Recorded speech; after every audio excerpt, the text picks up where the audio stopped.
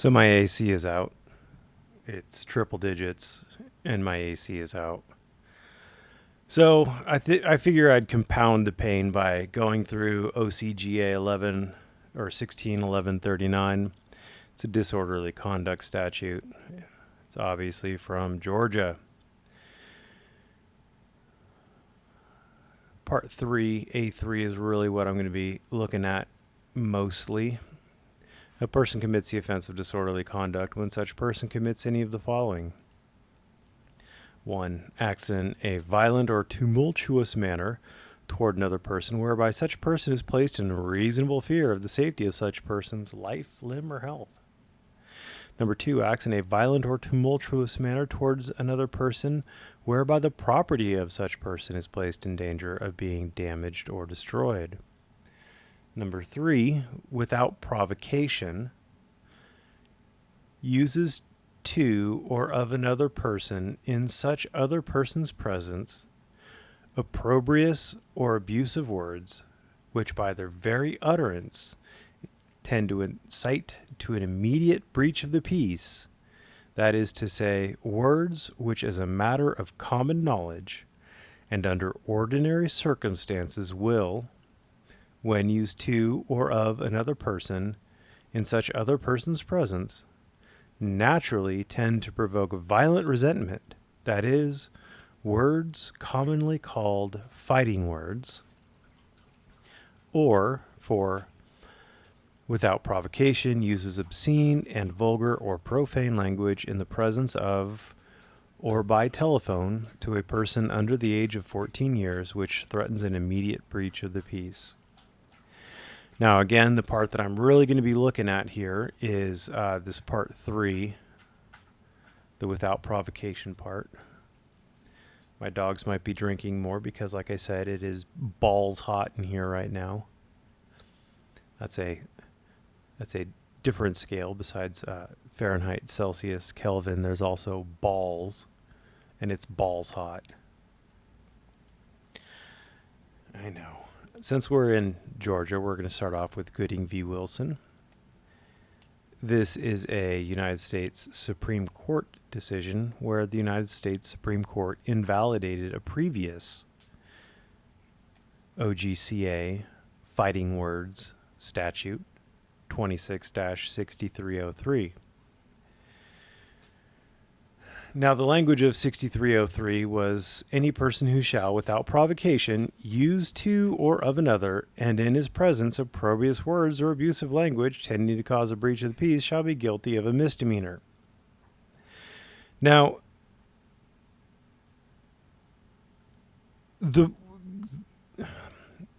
so there's a group of people who went to protest, I think, a nuclear site, and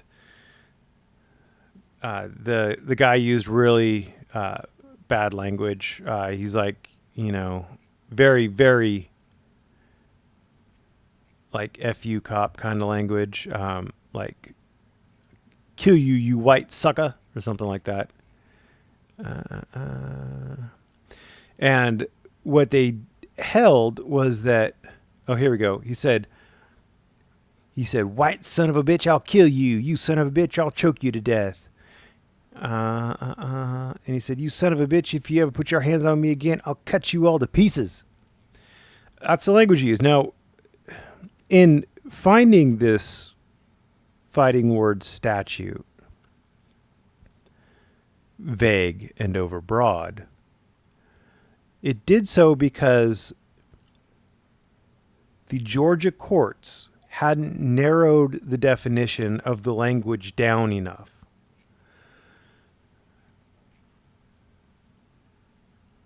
And it could catch non-fighting words in it. Fighting words, because of that stupid Chaplinsky or whatever, that's where fighting words came from. And the Supreme Court held that fighting words weren't protected speech. No protection. It's kind of like child porn. There's no protection on it. The government can restrict it. It doesn't technically have to have a good reason, but kind of inherent in the unprotected speech is a good reason, right? You don't have to have like a doctorate to figure out why it's good to ban child pornography, what the reasons for that would be. And if there actually were words that just by merely uttering them you would provoke people to fight, then one could see why it would be just inherently reasonable to ban that speech. Now, you could be like me and you could think that there are no words that you could say to me that would incite me to fight. So I don't understand fighting words. So, yeah, I really hate the fighting words doctrine, just kind of period. But the reason why it was vague and overbroad wasn't because of what he said. It would have been fine if they had limited, if they had limited to words that naturally tend to provoke violent resentment, but they hadn't. So because of that, because the state courts hadn't narrowed it down to just fighting words, it was vague and overbroad because it could catch protected speech in it. Then Brokes v. State. This is a Supreme Court of Georgia State. This isn't. This is more of the this one, number 4. It's an older one, so it's not the same statutory structure. But a dude just rolls up to a 11-year-old girl and he's like, "Hey, baby, you ever been laid?" And she's like, and she writes down his license plate. Chaplinsky. That's the terrible one. I was wrong, by the way. I thought Chaplinsky called somebody a communist, but he actually called him a fascist. So there you go. Where is it? So he asked her if she'd ever been laid, and his big defense was she doesn't know what laid means. But the court held that, language is obscene, vulgar, or profane when under the circumstances and in such and under the circumstances and manner in which such utterance is made, it would clearly offend a reasonable person's sense of decency. And asking an 11-year-old girl if she's ever been laid, surprisingly enough, does offend a reasonable person's sense of decency. And you can disagree. You can reasonably disagree. But that's what the court held. Then we got Lamar v. Banks. And Lamar v. Banks was, he picked up a gal and he was driving her like to the airport or something, and he stopped in some part of the city that she wasn't familiar with, and he grabbed her hand and he was like, "Hey baby, you ever meet a man with a 9.5-inch penis? I could love you so good. Give me your phone number and your address," or something like that. And so she gave him her phone number and address. And the court held in here that in order for it to be fighting words, it doesn't have to actually make the person who hears them want to fight. What they held in here was that like a reasonable woman who heard these words would be reasonable if she slapped him. But because this particular gal was more restrained, she gave him like a false address or something like that, and bibbity bobbity bounced out of there. But because this gal was more restrained and she didn't fight him, that shouldn't mean that like all of a sudden what would have been a crime is no longer a crime. So the court was like, well, look, if a reasonable person would find it to be fighting words and react violently to it, then just because this gal didn't doesn't mean nothing. So it's what the court has to prove is that, or what the prosecution has to prove, what the court has to find is that the words would have incited a reasonable person to violence. And again, this is what the courts are holding. These are not my feelings. I'm a almost a free speech absolutist. I'm like, child porn, I can draw the line at. Just about anything else, false advertising, I definitely think there should be like civil penalties. Like they should be able to fine the hell out of them for doing it, make it like not commercially viable. Libel and slander, if you could prove actual damages, I think there should be civil causes of action. I don't think there should be criminal causes of action for it. Maybe there are one or two other things, but I am a big fan of free speech. All right, so that was Lamar v. Banks. Evans v. State. Evans v. State. So he was arrested, traffic violation, and they dropped the traffic charge. They dropped the traffic violation charge, but they still found that he used opprobrious language.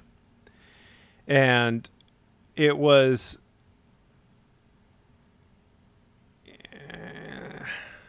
why did I keep this in here? It's hot. I'm tired. Sue me. Oh yeah, he called him a goddamn liar and told him to F off.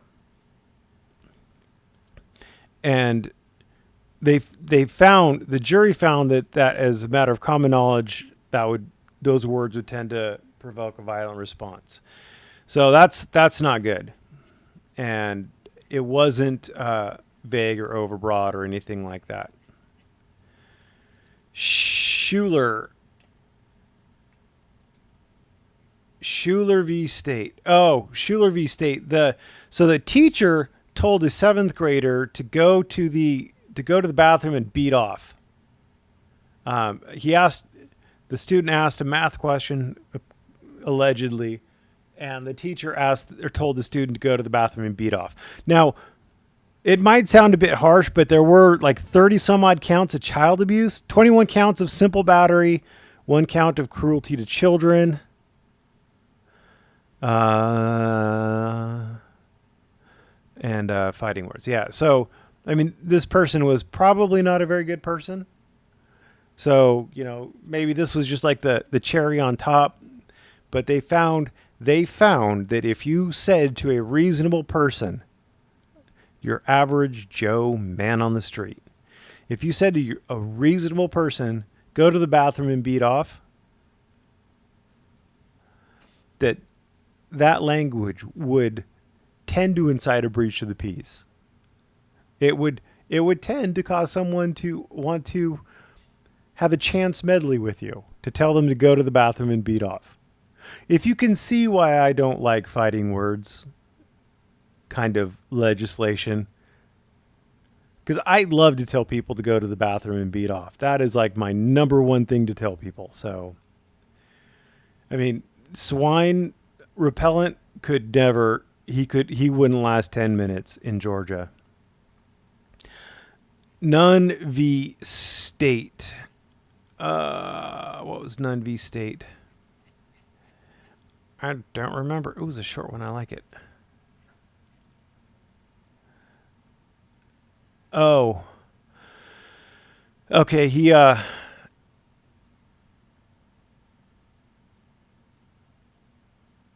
just said a few tiny little things in it. He didn't say much. Fighting words. Yeah. This is when he said something like about moms or something. Yeah, he disparaged the dignity of motherhood to this male officer. All right. To this male officer. He used disgustingly profane words which disparaged the dignity of motherhood, childhood, and the intellect of law enforcement officers.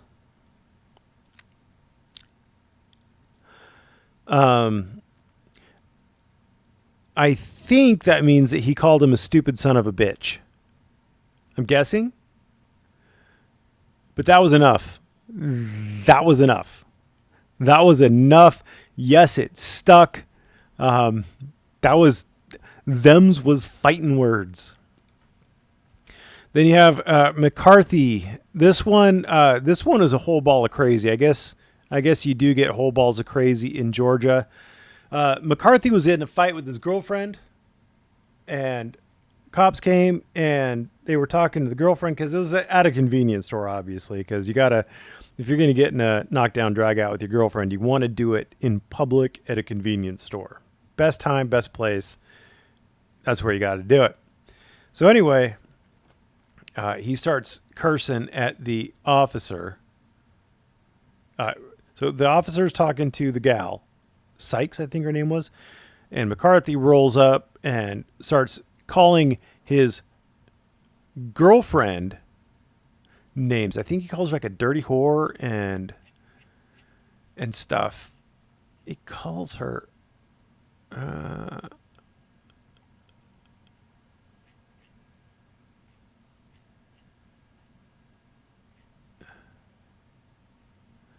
think he called her effing whore and a bitch. So he called his girlfriend a effing whore and a bitch. And that was enough to be disorderly conduct. And he also had a knife in his sock, and he ended up like cutting himself in jail. They didn't check him. When was this? In 2004, these backwood redneck hillbillies, that would be fighting words. They didn't check him for a knife in his sock when they threw him in the holding cell. In this day and age. All right. And we have, who are you? You are Woodward v. Gray. Woodward v. Gray does have the big red stop sign up here. It was overturned on other grounds. It was overturned on their resisting an obstruction. But the disorderly conduct part works. This one would be your best defense if you were charged with saying naughty things to the police. Here we go. Disorderly conduct, fighting words. All right. This part was the best. Disorderly conduct may arise from various conduct under both state statute and local ordinance, i.e. a threat of violence toward a person or property, use of fighting words, or the use of obscene, vulgar, or profane language in the presence of someone under the age of 14. Language is obscure, vulgar, or profane when, under the circumstances and manner in which such utterances was made, it would clearly offend a reasonable person's sense of decency. For the use of obscene words to constitute a disturbance of the peace, it must be made in the presence of a member of the public.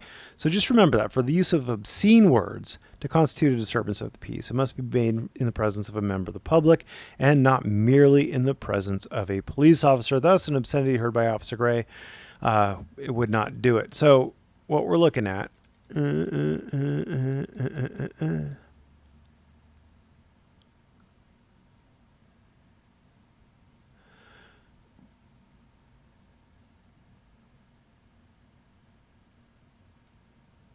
I think this is what they're talking about there, because this would be obscene and vulgar language. This doesn't have to be obscene or vulgar language. So if you're looking at just obscene and vulgar language, it's this. You have to be doing it in front of someone under the age of 14. I do believe. Don't quote me on this. Where were we? How's McCarthy?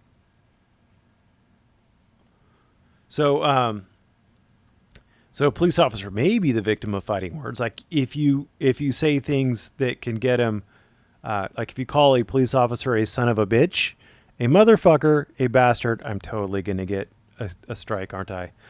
A bitch, a motherfucking pig, or pig, then that could be fighting words. I'm reading a court case, YouTube. Don't give me a strike. This is a court case. This is... learned men in funny wigs and black dresses wrote this. But just saying dirty words, the obscene, vulgar, or profane language, it's got to be in the presence of somebody other than an officer.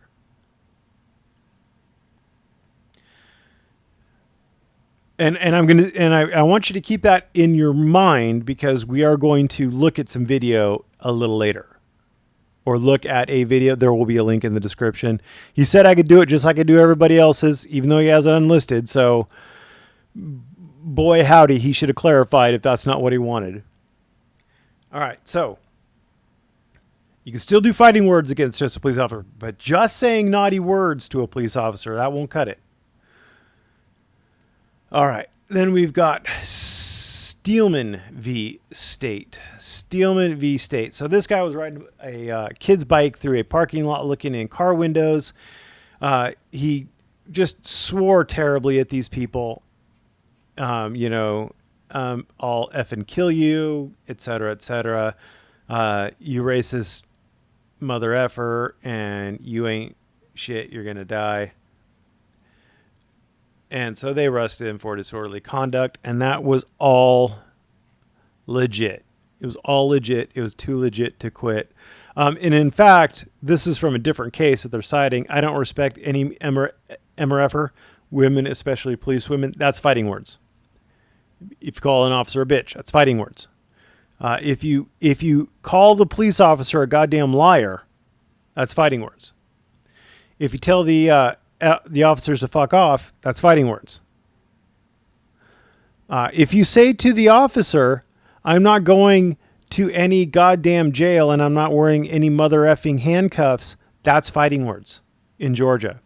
So you can see why the statute hurts my heart, because those are some of my favorite words and some of my favorite things to say.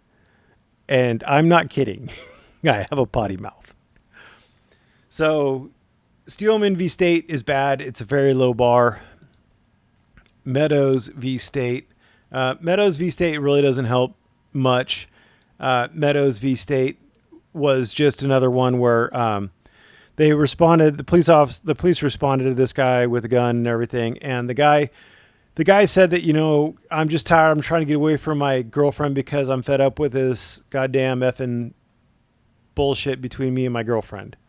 And so the police got out of the car and charged him at that time with disorderly conduct and was going to do pat him down and everything. And the guy like knocked his elbow and ran into the woods, ditched the gun, etc.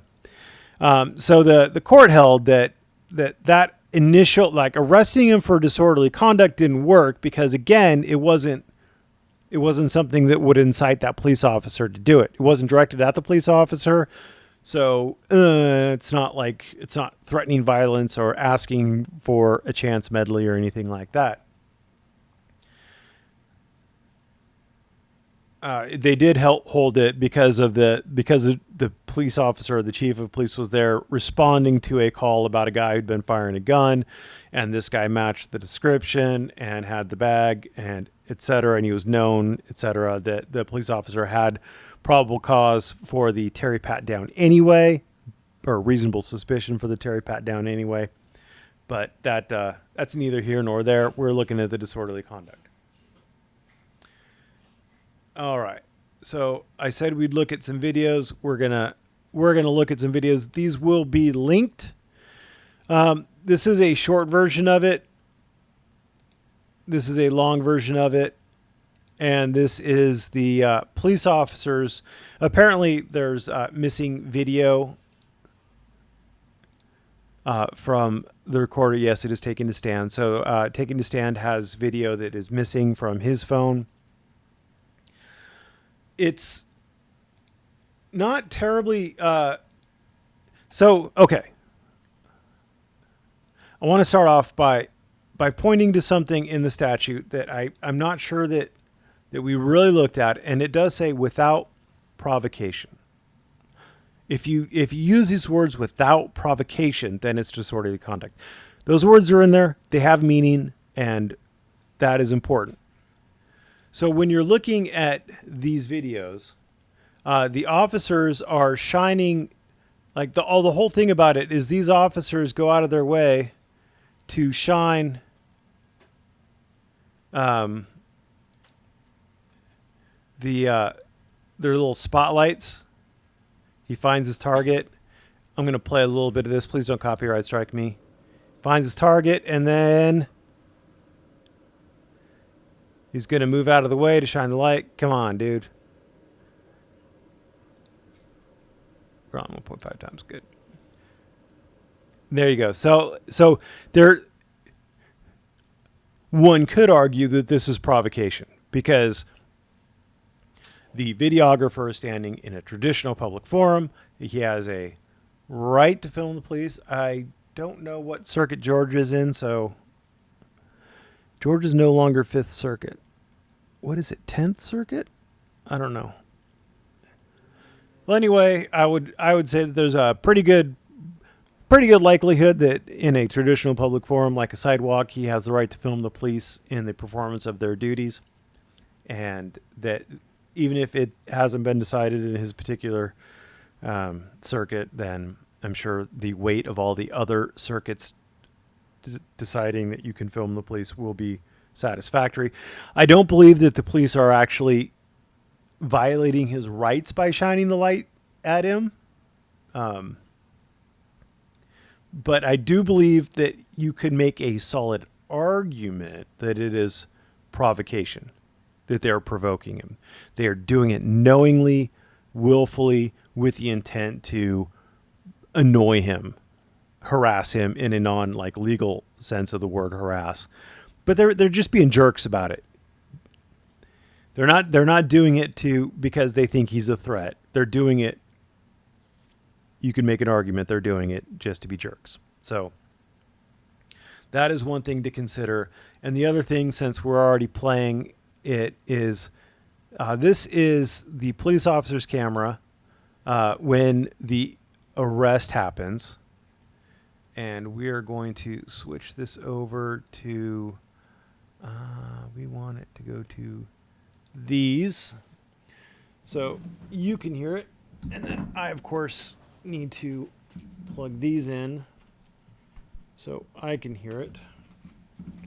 This is what being prepared is all about. It's 9 billion goddamn degrees in here, though, so... Oh, that was breach of the peace. All right. Got an earbud in. All right. And don't copyright strike me. Don't yell at me. Okay. That's enough of that crap. I'm asking you nice. Take his camera. No, you're not taking my camera. Give it to my wife. If you're being arrested, just give up the camera. I mean, ask nicely if they'll give it to your wife, but just resisting is not a good thing, just in general. Giving it to her. You know what?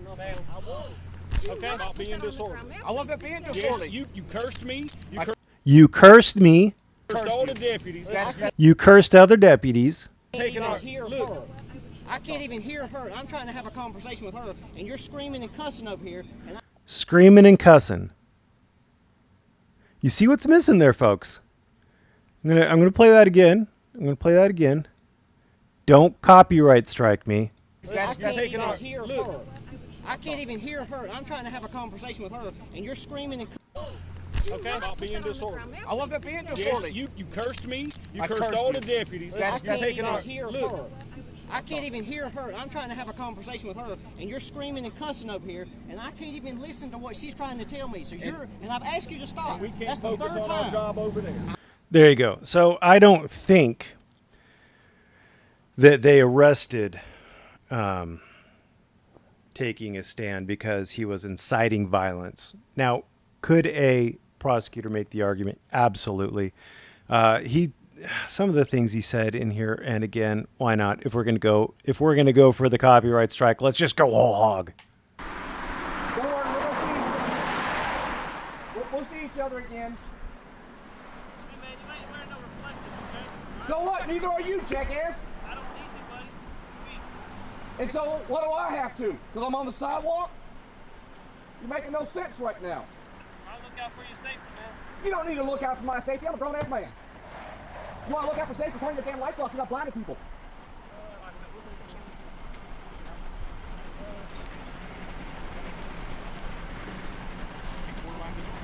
Borderline, but not. Or what? Just, if you want a video. And you know what? I was doing that quietly until your damn jackass deputy put his light in my face. I'm not cussing you. Don't curse me. Or what? You realize that's the First Amendment, sir? The right to breathe. Hey, what? Stop! I'm trying to do it. So that I don't. I think you'd have a very good argument that that's not fighting words. Calling someone a jackass, I don't think rises to the same level as son of a bitch. I could be wrong. I could be wrong. I've been wrong before, but that's kind of my analysis. The disorderly conduct statute's terrible. I don't like it. I think it should burn in hell.